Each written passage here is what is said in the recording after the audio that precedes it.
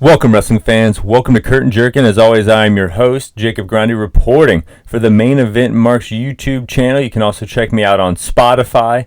Happy 4th of July for everyone listening to America. Happy 4th of July for everyone not in America. Just having a good day out there. I appreciate you guys listening. It's been a few days. It feels good to talk to you guys.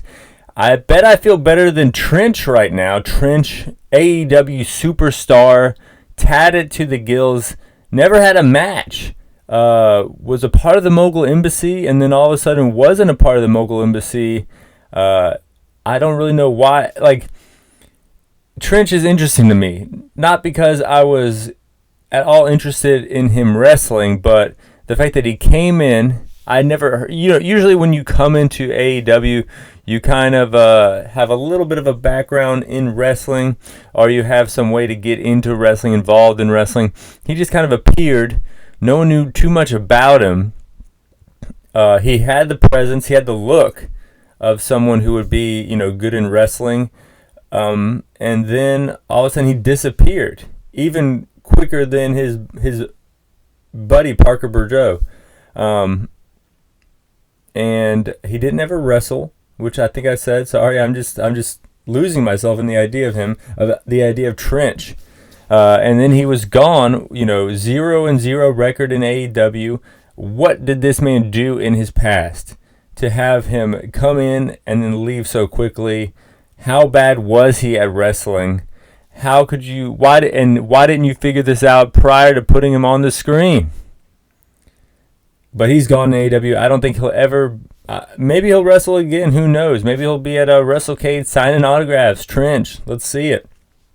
Another big news in the world of wrestling, or not necessarily big, just something I thought it would be fun to talk about. Yuji Nagata lost the Triple Crown title, lost pretty much the All Japan World title. So much talk about wrestling video games here lately. Yuji Nagata was in WCW NWO Revenge, and he's still at it today. He was the All Japan Triple Crown champion, and he lost to Yuma Aoyagi, 27-year-old wrestler. Has been wrestling about 8-9 years now, mostly in All Japan. And I don't really watch a lot of All Japan, so I don't know what this means for anything. I don't watch 99% of All Japan, but Yuji Nagata was this legend who was, he's in New Japan predominantly, came over to wrestle for All Japan, and then, all of a sudden Forbidden Door happened, and you had Impact Wrestling doing stuff with New Japan. You had Noah and All Japan doing stuff with New Japan, but all those shows are kind of wrapping up here, and now we're seeing Nagata kind of maybe coming back to New Japan, maybe they're kind of closing that Forbidden Door for a while. They've done enough Forbidden Dooring, other than Kaio Kiyomiya in the G1, that is. I don't know what this means, but I do know that Yuji Nagata, legend, lost the championship over the weekend. But lots of wrestling happened over the weekend. We had WWE Money in the Bank. Cena coming out, says he's going to be giving London a WrestleMania. I don't know if he has that power, but I wish he did. I love the London crowd. I might go to a London WrestleMania. Think about it. It's like a trip to Europe, a WrestleMania weekend trip to Europe. Why not do that kind of thing? But Grayson Waller comes out and he says, you guys aren't getting a WrestleMania. And he wants Australia to get the WrestleMania because he's from there. And, he does make a good point. There is better weather there. And you would have, girls in bikinis and things like that not wearing hoodies in June. That would bother me too, Grayson Waller. That would bug me. And this segment was great. I haven't been too impressed by Waller's main roster run and lack of wrestling, but if Waller's first match in the main roster is against Cena, hats off to him. That would be worth the shitty talk show segments if they would kind of put him over in this degree. SummerSlam is coming up. Let's see what happens. Cena hits him with an attitude adjustment. I can see Cena putting him over just like he did with Theory at WrestleMania at SummerSlam. That's really the main thing that happened outside the in-ring action. on Money in the Bank. And like always, we're going to be breaking down every single match from worst to first. The worst match on the show: Ronda Rousey, Shayna Baszler, Liv Morgan, and Raquel Gonzalez, or Raquel. This match was okay. Baszler turned on Ronda. What the fuck? They had those ladies beat like almost every woman in the division. They merged the titles together. So you kind of just buried the whole division just to have Baszler mid-match for no fucking reason turn on Ronda. This was something for Ronda to do. This was something for Baszler to do. This held the division so well together, much like Gunther is doing for the Intercontinental Championship and Roman Reigns is doing for the whole damn company. If you put some strong champions on the television, the story then becomes who's going to beat them, what are they going to do, what are they going to do next. They're so dominant, and just to kind of, now that you have Baszler versus Ronda, that's kind of boring, and we'll get to how that was kind of ineffective in Raw coming up. But now we got to talk about Riddle and Gunther, the fifth best match on the show. Gunther working the foot, Riddle ends up tapping out. Solid match. Number 4, Cody versus Dominic. This match was good. Rhea is hot, even though she's scary. I don't know how to feel about Rhea. Cody counters the 619, hits the crossroads 1, 2, 3. The women's Money in the Bank, 2 ladder matches on the same show is always a little rough, but Io wins the briefcase. I like the last spot here where they brought in the handcuffs, and it wasn't until minutes later where the handcuffs end up affecting the outcome of the match, where Bayley and Becky were handcuffed not to the bottom of the ladder, but linked up between the bottom of the ladder so they couldn't climb, and that's how Io got the title, or got the briefcase. It looks like Damage Control is over, so it looks like you could do Io and Bayley, maybe going into SummerSlam, and then you got Io and Bianca, Io and Asuka, Io and Charlotte. So many first matchups with women who are already over going up against the lady with the Money in the Bank briefcase. I think you can look for a strong end of 2023 for Io Shirai because of this briefcase. I thought it was great. Now that I'm talking myself into it, I might put it above some of these other matches here. And you know what? I did what I always do. I messed up my own fucking count. Number 7 was Ronda getting taken out by Baszler. Number 6 was Riddle and Gunther. Number 5 is Dom and Cody. Number 4 is the women's Money in the Bank ladder match. And number 3, making the podium, Seth Rollins and Finn Balor. Crowd behind Seth, even though Balor is from the UK. Balor in control. Seth with the momentum hits the buckle bomb, goes up for the Rollins splash. Finn gets his knees up. Then Damian Priest comes out there, coup de grace city. But then when Finn goes up for the final coup de grace to win the fucking world title, his buddy Damian Priest, his faction mate, stands up. Why do you stand up? And Finn's like, hey, what the fuck, man? I'm like, what the fuck, man? And that gives Rollins enough time to get in there, hit the curb stomp, and retain his world championship. Number 2, the men's Money in the Bank. Did Escobar get a new haircut? I don't know. Knight got cheered. Paul got booed. Everyone else was kind of in the middle, which means that they made the wrong decision here. I like what they've been doing with Judgment Day ever since this decision was made. On Raw that we'll get to, on the Balor match that we just talked about. But, come on. You could have put it on one of these 2 super over guys. Butch got a cricket bat. That was kind of cool. Rarely used weapon in the world of wrestling. Logan hits a frog splash on Priest on a ladder. You Still Suck chance coming from the crowd. Springboard 450 from Ricochet. Moonsault off the ladder from Butch. Then the sketchiest Spanish fly spot ever happened, where they kind of were supposed to fall on the ladder, fall on the rope, and then hit a Spanish fly. But I don't think the ladder was positioned properly, so they kind of were struggling to even get to the rope, which kind of, everyone saw what they were trying to do after that. Then they hit the Spanish fly, but it doesn't look like Logan really rotated as much as he was supposed to hit the Spanish fly. And it was rough landing for old Logan Paul. Damian Priest won, as I mentioned before, and I feel like this was the third best option. LA Knight is the most over of the match, and the two other titles that you could put on him as a mid-carder are tied up with Austin Theory and Gunther. You really don't want to mess that up right now. So giving him the briefcase would be like his mid-card title run.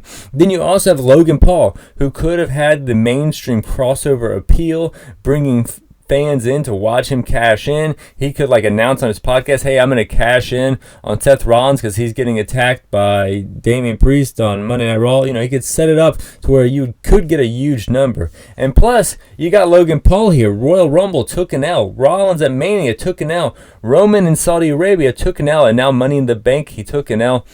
You got this superstar on your hands, and you're just feeding him L's in 2023.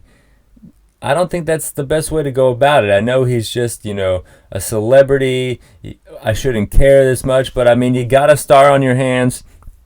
Push him. And you can say the same thing about LA Knight. I do like the storyline, though. I have been watching it play out, and, Priest came out there during the world title match, and he kind of fucked it up. And then on Raw, they kind of teased tensions. We'll see how it plays out. But the best match on the show, number one on the show, Roman Reigns and Solo Sikoa versus the Usos. The main takeaway here is how big of a star Roman Reigns is. CM Punk don't have shit on these reactions that Roman gets. And CM Punk is the biggest star in AEW. Fuck you, wanker chants, tribal bitch. Wouldn't really show that to someone who doesn't really understand the full storyline here. The tribal bitch chant or whatever. Then he's on the apron. And they start, stand up if you hate Roman. Stand up if you hate Roman. I don't know how they're doing. I can't even do it. It's just it seems like it's this British soccer chant, and they're all doing this shit. Then he sits down, kind of gets moody, kind of gets, silly. The chant gets even louder. And then he's, on the apron, not even tagged in, all eyes on him. You can just see, as a performer, he's eating it up. As he has all of the O2 Arena in the palm of his hands, not even in the match here. He's not even the legal man.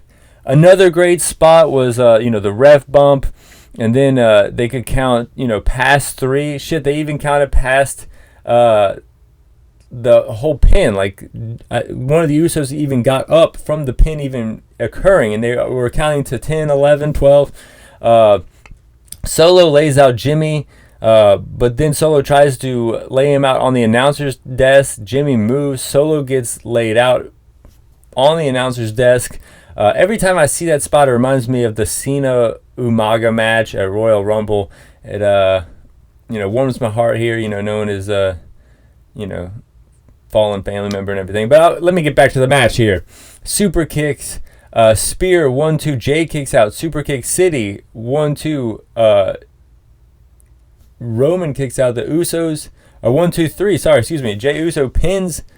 I still can't believe it. Jey Uso pins Roman Reigns and Solo Sikoa. The Usos beat Roman Reigns and Solo Sikoa. I'll get it out eventually, guys.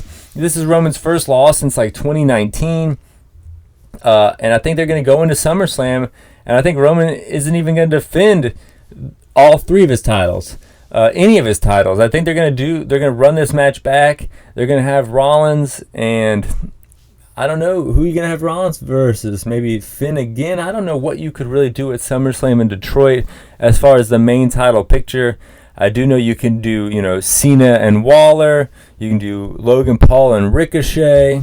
And we'll get to Monday Night Raw because it seems like it shaped up SummerSlam quite nicely here. Rollins in the ring, looking like Elton John. Cody interrupts, but then gets interrupted by Brock Lesnar. Rhodes goes after Cody.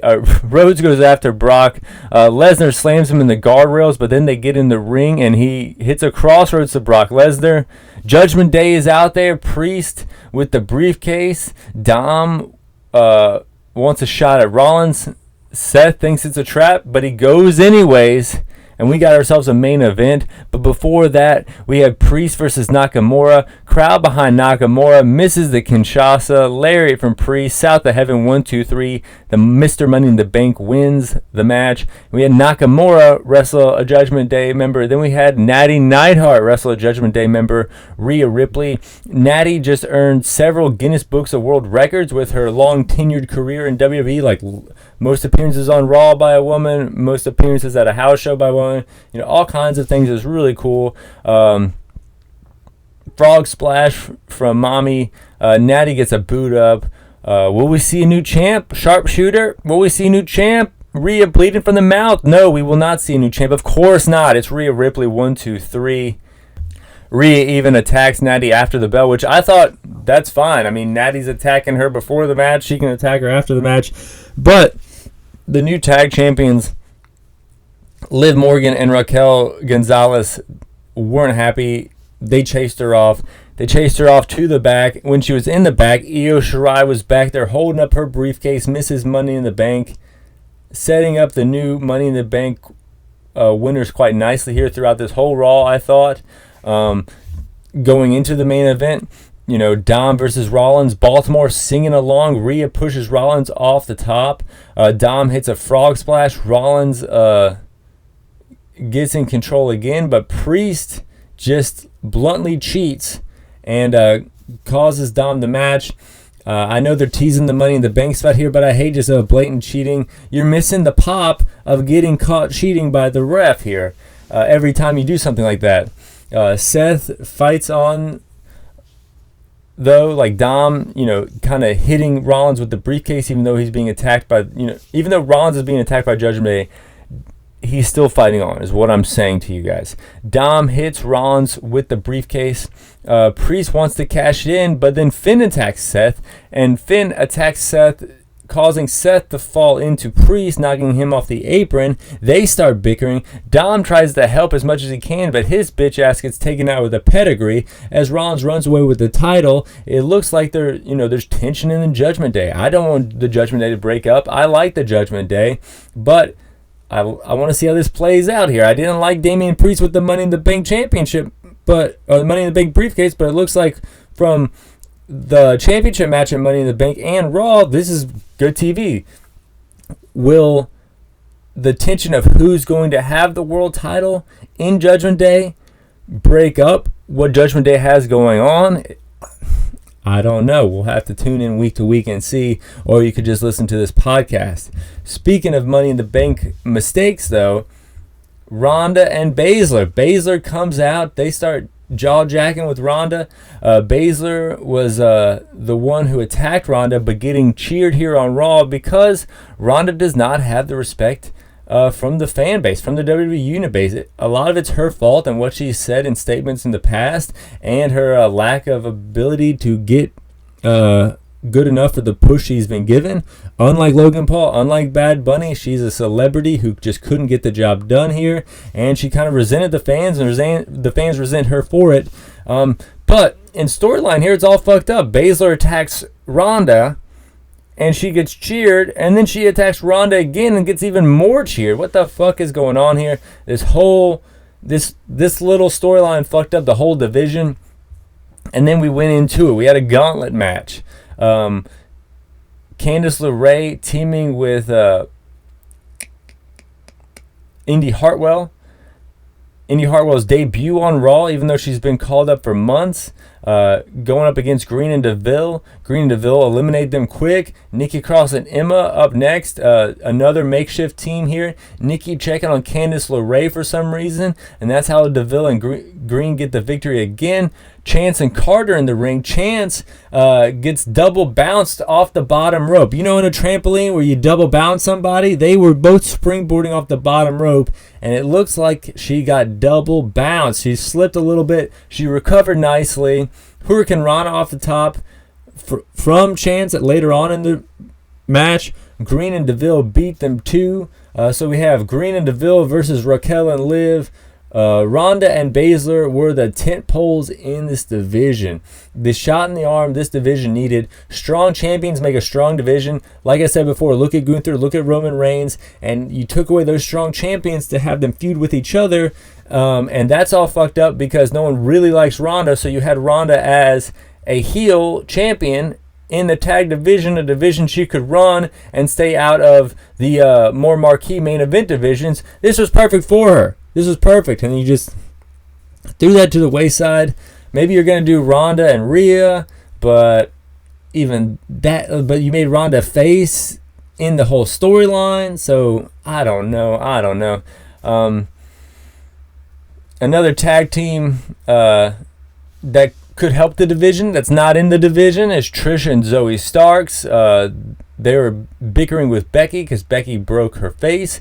Trish is wearing a mask, not medically cleared to wrestle. I think we're going to get the singles match at SummerSlam, Trish versus Becky. I think we already got it, if I'm not mistaken, but we're going to get it again, baby, when the lights are on bright. We also had Vinci versus Riddle. They went at it. Vinci with the moonsault going after the ankle. Riddle rolls him up and steals one. 1, 2, 3, gets attacked by Imperium, but then Drew McIntyre comes out. He's seen enough. He takes Imperium out and then stares down Gunther once again. I think we're on the road to SummerSlam here. This is a big marquee SummerSlam match. So I think we're going to do Ronda and Baszler. I think we got Trish and Becky. I think we're going to do Cena and Waller, Drew and Gunther, Cody and Brock. I mean, you just need to put 2 world title matches on that shit, and I think we're good to go. The Miz promo was very good, very serious, great delivery. He's going after Ciampa. They had the Miz lose a lot on Raw, and now they're building him back up again, and he can talk people into the building here, folks. He's great. A matchup that I would love to see, that I don't think we're ever going to see, is Eddie Kingston versus The Miz. I think that the promo battles would be amazing, and I think the match would be pretty good too. We also had Gable and Otis teaming with Maxine Dupree versus the Viking Raiders and Valhalla. Maxine gets tagged in and hits a suplex. Otis calling the shots, tells her to go for the worm. She goes for the worm, but that opens her up to getting just kneed in the face. Gable does a moonsault on the Raiders. Maxine rolls Valhalla up. 1, 2, 3. I love this gimmick. The hot girl learning how to become a wrestler by getting trained. This is like a metaphor for what's supposed to happen at the Performance Center. I love it. I like this Raw. I think it was missing Kevin Owens and Sami Zayn. And it was also missing a random match involving Bronson Reed, Ricochet, and Nakamura. Come on. That's what I love to see on my WWE program. A feud that doesn't make any sense, but with great wrestlers. Let's do it. But I guess that's more of an AEW thing, a random feud with great wrestlers that we don't really know why it's happening. And because we're talking about some AEW shit, why don't we go into some AEW shit? AEW Rampage Owen Hart Tournament video package. It was cool, but it was the same one that we saw.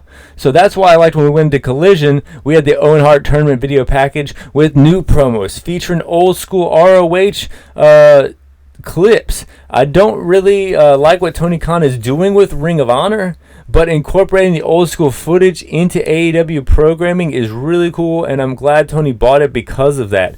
Another Tony that was on Collision, Tony Schiavone, brings out the new Bullet Club Gold, Juice, Jay, and the Guns. The Guns are a second-generation cocky heel faction group of dudes, a tag team. I love it here. Great fit. Punk cutting a promo in the back on them with FTR and Starks. I liked how they were in the back here. Someone is definitely producing and running Collision that isn't running Dynamite. Just like the shots of the championship going into the shots of the match. The in-ring while going back and forth with the people on the screen is kind of a different thing as well. I would say that it's like maybe Jimmy Jacobs or Jeff Jarrett, or maybe a combination of both of them. They both worked together before in WWE, and they've both, done a lot with Impact Wrestling and TNA over the years. Andrade promo, how silly is it that someone is this good and only shows up once a week? He's mad at House of Black for taking his mask, and I would be too, man. I would be too. Speaking of, it's silly that someone who's so good only shows up once a week. CM Punk, he didn't have a match, but he had an entrance. So we got the most interesting part of Collision to me, how CM Punk is going to get reacted to. He gets CM Punk chants, he gets booed, but you could tell that no one was there because he was getting a big reaction from everyone there, but it just didn't sound loud. And you hear that these Collision tapings are having a hard time selling tickets, so I bet that's what happened here. I think this arena only had like 3,000 or 4,000 people in it. But that's my overall thoughts on Collision and Rampage. But let's rank every single match from Collision and Rampage from worst to first. Number 10 out of 10, MJF versus Kip Moist. What a gross-ass name. Kip Moist. Kip is a 23-year-old veteran. MJF hits the heat seeker 1-2. MJF picks his head up like a prick and then chokes his ass out.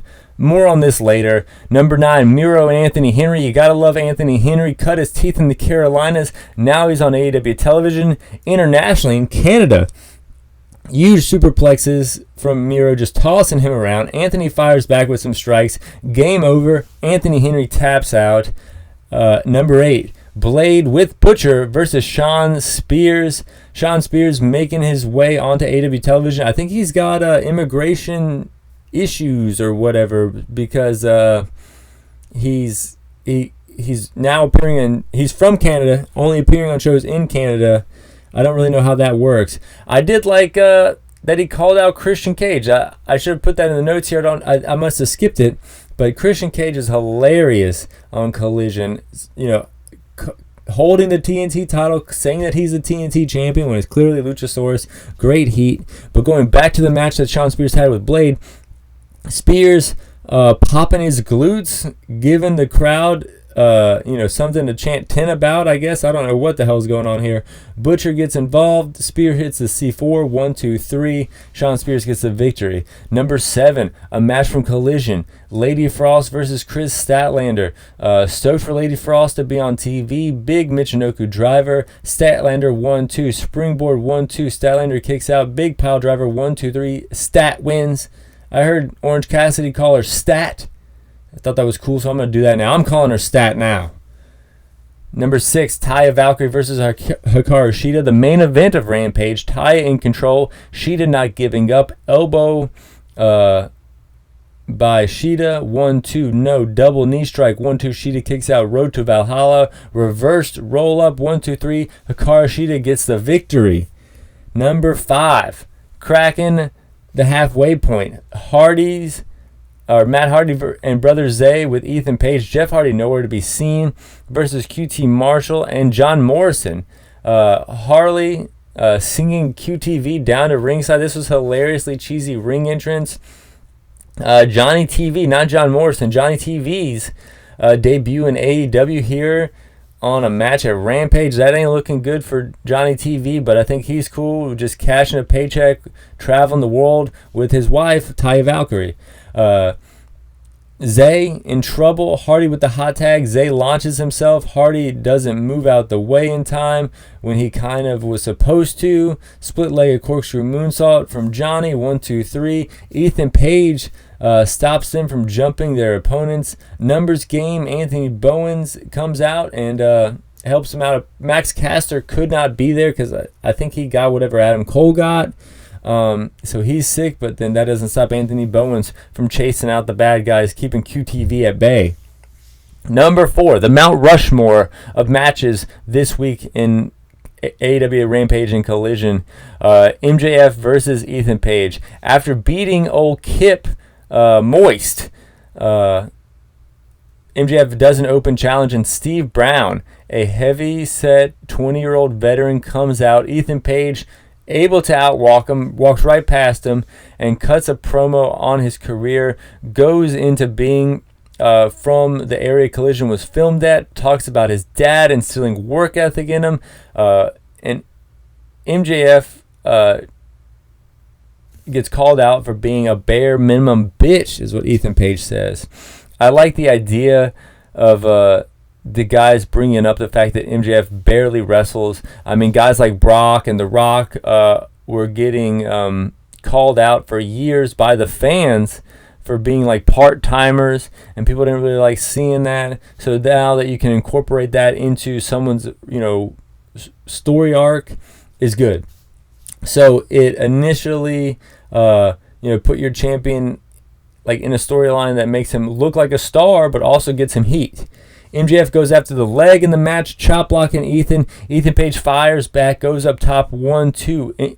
MJF puts his foot on the rope, dragon screw, pile driver, 1-2-3. MJF retains, gets a segment. My favorite part of Collision here was this whole thing where you get your champion beating essentially like two guys in one night. You get a great promo from Ethan Page, and I like kind of the similar thing here with Tanahashi and MJF. He went after the leg. The storyline is going after the leg, and then he gets the victory in the match. Number 3 out of 10. Starks and Juice. Wait, did I fuck this thing up? Oh my God, guys. I messed this up. There's not 10 matches. There's 12 matches. 2 lists, 2 fuck-ups. So 12 is MJF and Kip. 11 is Miro. 8 is 10 is Sean Spears and Bush and the Blades. 9 is Lady Frost and Statlander. 8 is Taya losing to Hikaru Shida. 7 is the Hardy Brothers Zay match. Man, this is silly of me. I can't believe I'm messing up. I'm beating myself up over this. 6 is MJF and Ethan Page. 5 is Ricky Starks and Juice Robinson. Sloppy drop down here. Starks feeling the effects of that. Juice taking control. Juice goes after the leg. 1-2, no. Starks fires back. Juice locks in a clover leaf. Big scoop slam. 1-2. Juice kicks out. Spear by Juice. That's your opponent's move, you dickhead. 1-2. Starks kicks out. Spear by Ricky. Roll up, 1-2-3. Ricky Starks advances in the Owen Hart tournament. And then we're moving on to number 4, the Mount Rushmore of Rampage and Collision this week. Hobbs and Dustin Rhodes battle the Spinebusters here. QT and Harley at ringside. Hobbs scooping Dustin up, slamming him down. Dustin hits the crossroads here. Pile driver, 1-2, no. Sloppy as fuck, code red, 1-2. Hobbs kicks out again. Spinebuster from Hobbs, 1-2. Rhodes kicks out. Spinebuster again, 1-2-3. Hobbs moves on in the tournament. And then we get, I think it's Hobbs and Starks versus, we'll just say it's Samoa Joe and Punk. That's going to be 2 great matches on Collision next week. Moving on to number... Is it number 4? I can't even keep track with these matches here. Our number 2 now. So number 3, number 2. I don't know where we're at.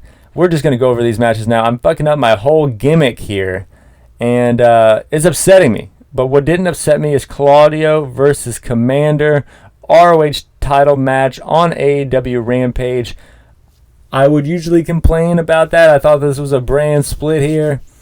But I'm not going to complain about it. Claudio with the upper hand. Ricola bomb countered by Commander. He dives, gets caught in a suplex position, slips out, hits an arm drag from the second rope to the floor. Claudio can't put the Lucha Sensation away. He fights back, slips, but gets back on top and dives. Commander kind of does a few botches here every now and then. Maybe they need to have a little less Commander. And a little less Vikingo on AEW so that, they can get their shit together, because I think they're being a little overexposed right now, if you're asking me. But he hits a shooting star off the barricade, uppercut from the top rope, 1-2, no. Lariat, 1-2, no. Claudio is used as a springboard to get to the top, and then Commander hits a DDT. That was cool. Springboard Phoenix Splash, springboard again, uppercut in midair. He is knocked the fuck out. Claudio wins by TKO. And then we got the best match on AEW television from the weekend, Joe versus Strong. This match was awesome. Snug, goes outside, stays snug, back in the ring, forearms. Strong landing lariats to Joe. Finally knocks him down with the some drop kicks after landing a bunch of lariats. Bat breaker to Joe. 1-2, no muscle breaker. Strong slips out only to get choked out like a bitch. Samoa Joe advances. Strong doesn't tap, just gets knocked out, I should say. But then we get Punk versus Joe in the second round of the Owen Hart tournament. Sign me up. I'm excited. This tour of Canada that AEW Collision is on, I think is wrapping up here shortly.